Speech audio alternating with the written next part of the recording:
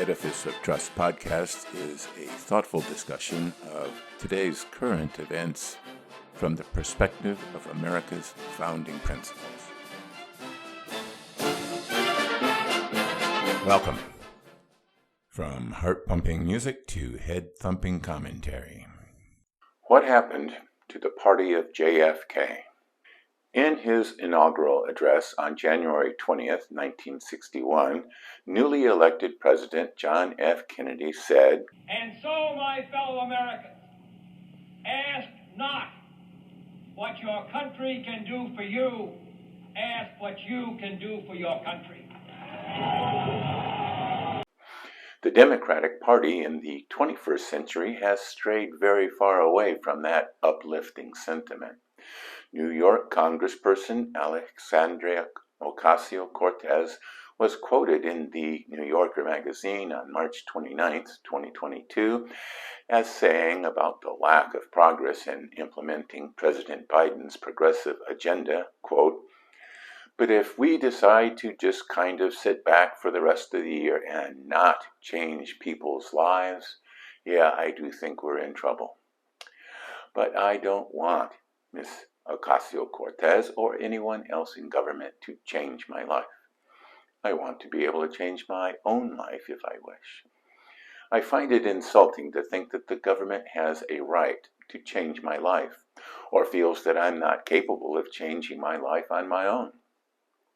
Progressives think they are smarter than other people and that they know what is best for you better than you do. Most college professors are progressive. They think that because they are smart and have a lot of letters behind their name, their ideas on governance are derived from the cogitation of their frontal lobes. They are wrong. They are slaves to the fast-thinking, intuitive part of their brain, as described in Daniel Kahneman's book, Thinking Fast and Slow, just like everybody else. If they were using their slow-thinking frontal lobes, they would use the scientific method to test the many hypotheses they develop on how to make our lives better. Karl Marx and Friedrich Engels assert that communism, as described in their writings, was, quote, scientific socialism. But the essence of the scientific method is to develop a hypothesis on how something works and then test the hypothesis against empirical evidence to see if that evidence supports or disproves the hypothesis. But there is no evidence to prove that socialism or progressive policies based on socialist notions are true. In fact, all the evidence shows that socialism does not work. Every country that has attempted to become socialist has descended into tyranny and oppression before collapsing into economic disaster, while making everyone in the country miserable in the process.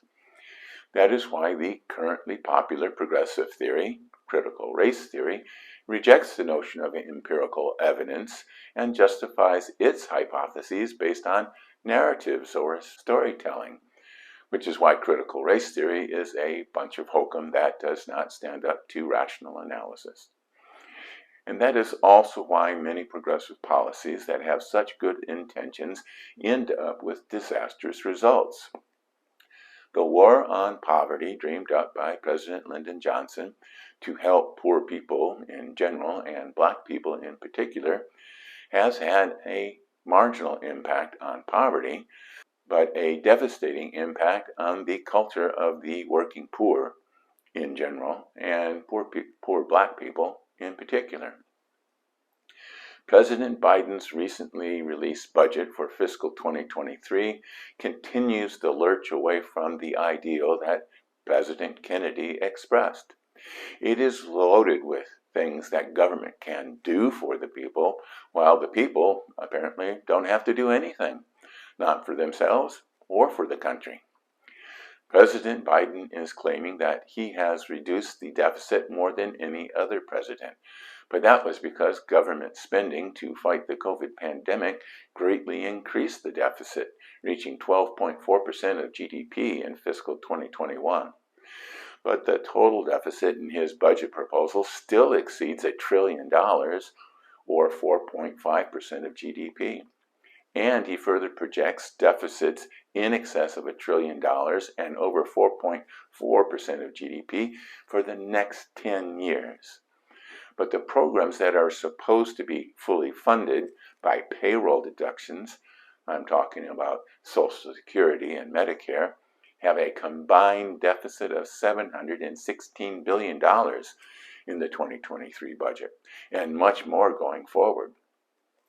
Other so-called mandatory programs that are not funded by payroll taxes, such as Medicaid, will add another $1.5 trillion to the deficit in 2023. Add in almost $400 billion for interest on all the debt needed to fund these shortfalls in welfare programs, and the deficit for these programs is nearly $3 trillion in the president's budget. The expenditures needed to actually run the federal government and also to defend our country come to around $1.7 trillion and would be fully covered by the almost $3 trillion the government expects to receive from individual and corporate income taxes. In government speak, these constitutionally mandated expenditures are called discretionary expenses, while all the welfare and transfer payments not contemplated in the Constitution are called mandatory expenditures. If all these trillions of dollars actually helped poor people to escape poverty and to become productive citizens contributing to the general welfare of the country, it might be a worthy endeavor. But the fact is they don't. The proof of this is President Biden's assertion that much more assistance is needed. Poverty levels have barely moved since the start of the war on poverty. In fact, they came down much more substantially prior to these government programs. Having worked for many years in developing countries, I have seen billions of dollars of foreign aid dissipated in the vain attempt to raise those countries out of poverty. The countries that actually rose out of poverty did so with little or no foreign assistance. The same is true for the people in America. Black people made more progress while subjected to discriminatory Jim Crow laws than they have since the war on poverty.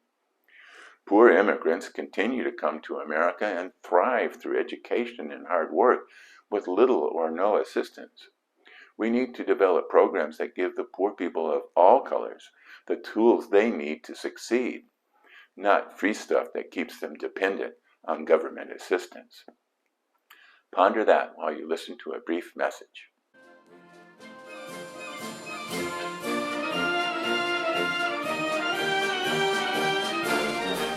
My latest book, The People's God, Ruminations about God, Religion, and the Future of Western Civilization, has just been published. The book traces the origins of religion and how religions have affected civilizations throughout history. It looks at the increasing secularization in Western countries and analyzes whether a just and moral society can survive without religion. Now available at Amazon, Barnes & Noble, and Apple Books. You can find the links to these retailers on my website, www.edificeoftrust.com. Thank you.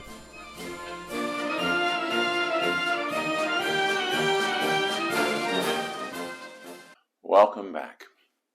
To help fund existing programs and also new programs, even though, as we have just seen, they do not work very well, President Biden is proposing a billionaires minimum income tax, a plan similar to one proposed by presidential candidates Bernie Sanders and Elizabeth Warren, for whom Joe Biden was supposed to be an alternative. It busts the chops of the progressive left that entrepreneurs who start off companies in their garage and build up huge businesses while holding on to some of their ownership are reluctant to fork over a portion of that ownership to government so that progressive politicians and bureaucrats can spend that money as they see fit. Recently, Elizabeth Warren affirmed her support of the president's billionaires tax plan, saying, quote, "Yes, Jeff Bezos, I'm looking at you." Well, Jeff Bezos has done more for me than Senator Warren or President Biden. Excuse me a minute. My Apple Watch is telling me that my Ring camera at the door has spotted a delivery from Amazon.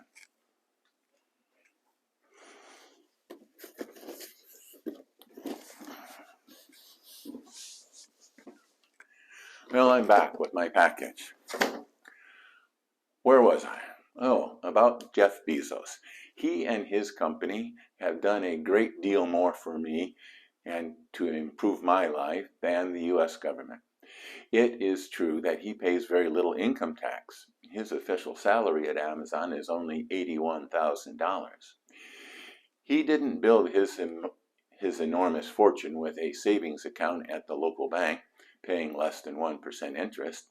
90% of his wealth, estimated at Forbes at around $200 billion, comes from his ownership of Amazon stock. He owns about 10.3% of the company. But his stock holdings wouldn't be worth anything if Amazon didn't have sales of $470 billion and employ 1.1 million people in America and another 500,000 elsewhere. The company and all those employees pay billions in taxes to the government. And if a billionaire whose wealth is tied up in the shares of the company he founded loses money on a mark-to-market basis because the price of publicly traded shares declines, would the government owe him or her a tax refund?